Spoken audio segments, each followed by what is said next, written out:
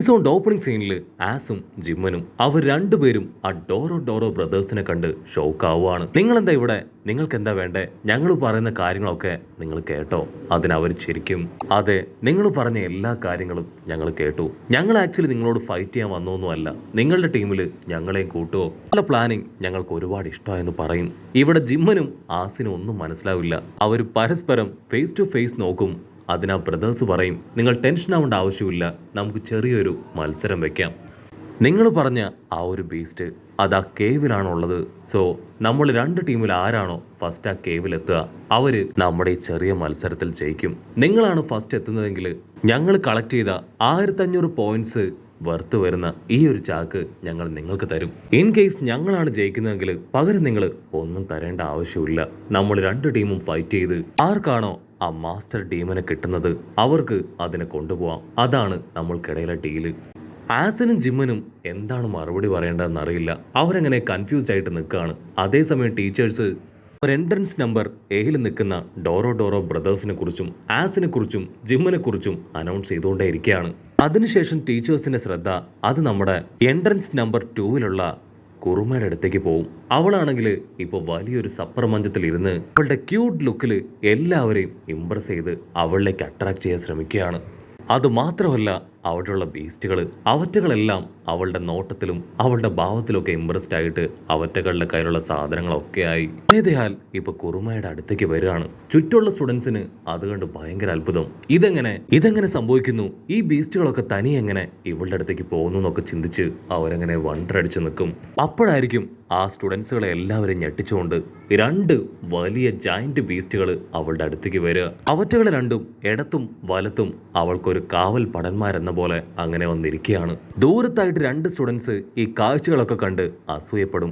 കുറുമ ദേഷ്യപ്പെട്ട് അവരെ തുറിച്ച് നോക്കുകയാണ്. കുറുമയുടെ ദേഷ്യവും നോട്ടവും ഭാവവും ഒക്കെ കാണുമ്പോൾ തന്നെ അവരുടെ പകുതി ജീവൻ പോവും. ആക്ച്വലി ഈ ഒരു ടെസ്റ്റിൽ ജയിക്കണമെങ്കിൽ 3 പവറാണ് ആവശ്യം. അതിൽ ഫസ്റ്റ് 1 സ്ട്രെങ്ത് ആണ്. ഈ പാസും ജിമ്മനും ആ ബ്രദേഴ്സും അവർ 4 പേരും അവരുടെ സ്ട്രെങ്ത് ഒക്കെ ഉപയോഗിച്ചാണ് ഇപ്പൊ ആ ഒരു ടെസ്റ്റിൽ പങ്കെടുക്കാനായിട്ട് റെഡിയായിട്ട് നിൽക്കുന്നത്. ലോഗ് ബിയിൽ ആ മൂങ്ങാ തലയനും നമ്മുടെ കുറുമ പെണ്ണും അവർ രണ്ടുപേരും അവരുടെ ഇംപ്രസിംഗ് പവർ അതുപയോഗിച്ചായിരിക്കും ബീസ്റ്റുകളെ എല്ലാത്തിനെയും കൺട്രോൾ ചെയ്യുക.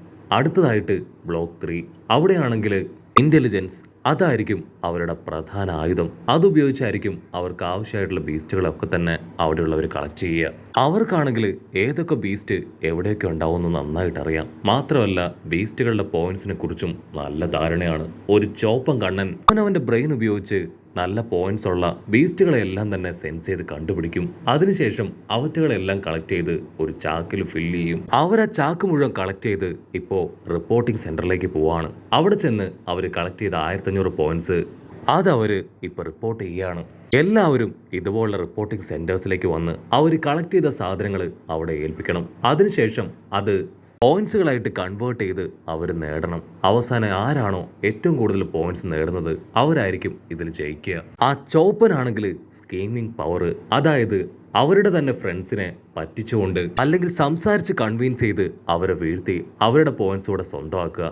അതാണ് ആ ചോപ്പൻ അവന്റെ ഫ്രണ്ട് മാസ്ക് പയ്യന്റെ മുൻപിൽ ഉപയോഗിക്കുക. അവനെ സംസാരിച്ച് കൺവിൻസ് ചെയ്ത് അവന്റെ പവർ കൂടെ ഇപ്പൊ ചോപ്പൻ നേടിയെടുക്കും. അപ്പോഴായിരിക്കും മറ്റൊരു വമ്പൻ ട്വിസ്റ്റ്. ആ ചോപ്പനും മാസ്കുമാനും അവർ കൗണ്ടർ പോയിന്റ് ആണെന്ന് കരുതി അവർ കളക്ട് ചെയ്ത ബീസ്റ്റുകളെ എല്ലാം സബ്മിറ്റ് ചെയ്തത് മറ്റൊരു പയ്യന്റെ മുൻപിലാണ്. അവനാണ് മാസ്റ്ററിന്റെ വേഷത്തിൽ അവിടെ നിന്ന് ആ പോയിന്റ്സ് മുഴുവൻ മേടിച്ചത്. ചോപ്പനും ആ മാസ്ക് പയ്യനും അവർക്ക് രണ്ടുപേർക്കും മനസ്സിലാവും അവർക്ക് ചതി പറ്റിയെന്ന്. ചോപ്പനാണെങ്കിൽ കലിയിളകി, യു ഗായ്സ് ആർ അൺബിലീവബിൾ, നീ ഞങ്ങളെ ചതിച്ചു അല്ലേ, ഇത് ഞങ്ങള് വെറുതെ വിടില്ല എന്ന് പറഞ്ഞ് അവനാണെങ്കിൽ ടീച്ചേഴ്സിന്റെ അടുത്ത് വന്ന് അത് റിപ്പോർട്ട് ചെയ്യും. പക്ഷെ ടീച്ചേഴ്സ് അത് മുഖവിലേക്ക് എടുക്കില്ല.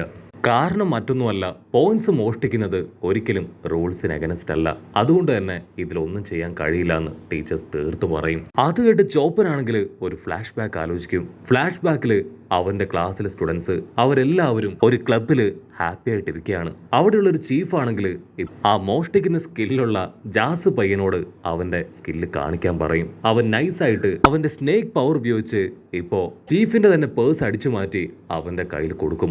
അന്ന് അവർ തിരിച്ചറിഞ്ഞതാണ് ജാസിന്റെ മോഷണത്തിലുള്ള വൈദഗ്ധ്യം.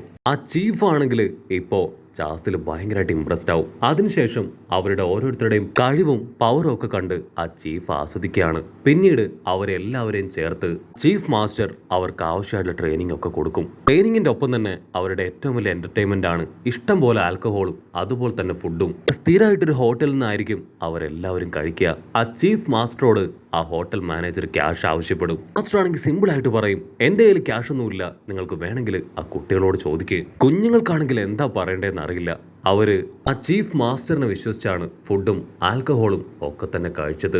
മാനേജർ പറയും, ഓക്കെ ക്യാഷ് ഇല്ലേ കുഴപ്പമില്ല, ക്യാഷിന് പകരമായിട്ട് നിങ്ങളുടെ 2 ശിഷ്യന്മാരെ അവരെ എനിക്ക് വിട്ടു തന്നാ മതി എന്ന് പറയും. അങ്ങനെ ആ ഫ്ലാഷ് ബാക്ക് ഒക്കെ ആലോചിച്ച് ചോപ്പനും മാസ്ക് തലയനും അവർ രണ്ടുപേരും ഇപ്പൊ ജാസിനെ തന്നെ നോക്കും. ഇവൻ ഇത്രയും നേരവും ചിരിച്ചും കളിച്ചും നമ്മളോട് നല്ല ഫ്രണ്ട്ഷിപ്പ് ഒക്കെ മെയിൻറ്റെയിൻ ചെയ്തും നമ്മളെ പറ്റിക്കുകയായിരുന്നു. ജാസാണെങ്കിൽ ഞൊടിയിടയിൽ ആ ചീഫായിട്ട് മാറും. ആക്ച്വലി അന്ന് ആ ചീഫ് ആണെങ്കിൽ സെർവന്റ് ആയിട്ട് വിട്ടുകൊടുത്തത് അത് ആ മാസ്ക് മാനെയും ജാസിനെയുമാണ്. അവർ 3 ആഴ്ച ഒരുപാട് കഷ്ടപ്പെട്ട് ബുദ്ധിമുട്ടിയാണ് അവിടെ ജോബ് ചെയ്തിരുന്നത്. കസ്റ്റമറിനെ ആര് അറ്റൻഡ് ചെയ്യും എന്നവർ ടോസ് ഇട്ട് തീരുമാനിച്ചു. അവിടെ വരുന്ന ഓൾമോസ്റ്റ് കസ്റ്റമേഴ്സ് എല്ലാം തന്നെ വളരെ ബാഡ് ആയിട്ടുള്ള നേച്ചർ ഉള്ളവരാണ്. അവരാണെങ്കിൽ വളരെ ക്രൂരമായിട്ടാണ് അവരോട് പെരുമാറിയത്. വർഷങ്ങളായിട്ട് കാൽക്കുലേറ്റ് ചെയ്യാത്ത ആ ഹോട്ടലിന്റെ കണക്ക്, ക്ലീനിങ്, അങ്ങനെ എല്ലാം തന്നെ അവർ നോക്കി നടത്തി. മാത്രമല്ല അവർക്ക് 2 പേർക്കും അവിടുന്ന് ചില സ്കില്ല് കൂടെ കണ്ടെത്താനും പഠിക്കാനൊക്കെ പറ്റി. അതായത് വളരെ വൾഗറായിട്ടുള്ള ഒരു മനസ്സുള്ള അഡൽട്ടുകളെ എങ്ങനെ ഹാൻഡിൽ ചെയ്യാം എന്നൊക്കെ അവരവിടുന്ന് പഠിച്ചെടുത്തു. മാത്രമല്ല ഒരുപാട് സൂത്രവിദ്യയൊക്കെ അവരവിടുന്ന് പഠിച്ചെടുത്തു. എല്ലാ ദിവസവും അവരുടെ ചീഫ് മാസ്റ്റർ അവരവിടെ കാണാനെത്തി. ആളൊരു കോയിൻ എടുത്ത് ടോസ് ചെയ്ത് അതാളുടെ ഏത് കയ്യിലാണെന്ന് ചോദിക്കും. അവർ 2 പേരും റൈറ്റ് ഹാൻഡ് എന്ന് മറുപടി പറയും. പക്ഷെ അതുള്ളത് ലെഫ്റ്റ് ഹാൻഡിലായിരിക്കും. ഞങ്ങൾ വീണ്ടും തോറ്റുപോയെന്ന് പറഞ്ഞ് അവർ ഒരുപാട് വിഷമത്തിൽ തല താഴ്ത്തി നിൽക്കും. അങ്ങനെ ഓരോ ദിവസവും ചീഫ് മാസ്റ്റർ അതേ ക്വസ്റ്റ്യൻ അവരോട് ചോദിക്കും. പക്ഷെ എപ്പോഴും അവർക്ക് തെറ്റായ ആൻസർ മാത്രമേ കൊടുക്കാൻ കഴിയൂ. നമ്മൾ ഇങ്ങനെ പോയിട്ട് കാര്യമില്ല, തീർച്ചയായിട്ടും മാസ്റ്ററിനെ നമുക്ക് തോൽപ്പിക്കണം എന്ന് പറഞ്ഞ് അവരാണെങ്കിൽ പിന്നീട് അവിടെ വരുന്ന കസ്റ്റമേഴ്സിനോട് ഇടപെട്ടും അവരുടെ കഴിവുകളും പവറും ഒക്കെ ചോദിച്ച് മനസ്സിലാക്കിയും കൂടുതൽ ഇമ്പ്രൂവ് ആവുകയാണ്. അതിലൊരാളാണെങ്കിൽ അവർക്കൊരു മാസ്ക് ഗിഫ്റ്റ് ആയിട്ട് കൊടുക്കും. നിങ്ങൾ ഈ മാസ്ക് ഉപയോഗിക്കുകയാണെങ്കിൽ നിങ്ങളുടെ ഫേഷ്യൽ എക്സ്പ്രഷൻ അത് മറ്റുള്ളവർക്ക് പിടികിട്ടില്ല. അങ്ങനെ 3 ആഴ്ച, നീണ്ട 3 ആഴ്ചയ്ക്ക് ശേഷം അവരുടെ ജോലി അവസാനിപ്പിക്കുന്ന ദിവസം വീണ്ടും ആ ചീഫ് മാസ്റ്റർ അവിടേക്ക് വന്ന് കോയിൻ കയ്യിലെടുത്ത് അത് ടോസ് ചെയ്ത് ഏത് കയ്യിലാണെന്ന് ചോദിക്കും. ഉടനെ ജാസ് അവന്റെ സ്നേക്ക് പവർ ഉപയോഗിച്ച് ചീഫിന്റെ റൈറ്റ് ഹാൻഡിൽ തന്നെ അത് ഹോൾഡ് ചെയ്ത് പിടിപ്പിക്കും. അതിനുശേഷം അത് റൈറ്റ് ഹാൻഡിലുണ്ടെന്ന് എല്ലാവരോടുമായിട്ട് പറയുകയാണ്. ആൾ കൈ തുറക്കും. കറക്റ്റ് അവർ പറഞ്ഞതുപോലെ തന്നെ കോയിൻ റൈറ്റ് ഹാൻഡിലുണ്ട്. അന്നു മുതലാണ് ജാസ് അവന്റെ ഈ ഒരു പവർ അത് തിരിച്ചറിഞ്ഞത്.